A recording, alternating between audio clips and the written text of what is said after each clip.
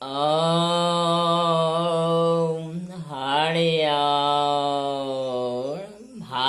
শংকৰৰ কথা আৰু মাধৱৰ কীৰ্তন, শংকৰৰ ভাগৱত তাকে আপোনালোকে ডিচিলিট কৰি ধুতি নীতি পিন্ধি কৰি আছে সিংহাগী সভাত আপোনালোকৰ নীতি নিয়মৰ কাম।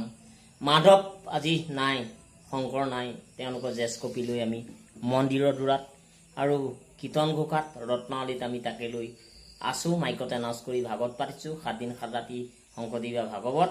পেটকলি ভকত মাতি আনি, পেটকলি বুলি ক'বলৈ গৈ আছে, কিছুমান ভাষাত ক'বলগীয়া হৈছে, কিছুমান কথাত ক'বলগীয়া হৈছে। নিমন্ত্ৰণ কৰাৰ পাছতো ভকত আহিবলৈ মন নোযোৱা হৈছে। গোটৰ ধা আছে কাটিকে মাইকে চৰিয়াব, ভকত কমি গৈছে। নামেই ধৰ্ম নামেই কৰ্ম, কিন্তু নামৰ কৰ্ম বুলি ক'লে হয়, কিন্তু গোটৰ মেলজা আহিলে কাইলৈ যদি পইচা দিব নোৱাৰে তেতিয়া ধৰ্ম ক'ত থাকিব। এই কথাটো তামুলীয়ে কৈছে যে কৰ্মই ধৰ্ম, গোবিন্দ কৃপা, গোবিন্দ সেৱা, গোবিন্দ চৰণ বস্তু সমস্ত কৰা হৈছে। দৈৱত কোনো বস্তু সিদ্ধ নাই, তাত ধুই পখালি ল'লেই সকলো বস্তু কনচিডাৰ হয়, আৰু সকলো বস্তু চাফ চিকুণ কৰি ল'লেই সেই খাদ্য ক্লিয়াৰ হয়। সকলো মানে গৰু গাখীৰো দৈ কৰিলে টেকেলি ভৰালে দৈ হৈ যায়, ৰসগোল্লাৰো তাত নীতি নিয়ম বনালে সিও গাখীৰে পৰি যায়, আৰু গোবিন্দ চৰণৰ সমস্ত ঢেলা গৰু গুৰি হৈ যায়, আৰু চেনিও চেপে সময়ত চামুচে গুলি সিও গুৰি হৈ যায়। নীতি নিয়মে কৰ্ম কৰিব, গন্তি গছি সাক্ষী কৰি চাকি ধূপ ধূনা ইতিমধ্যে কুমাৰগুৰি চাকি তাতে আহি গ'ল।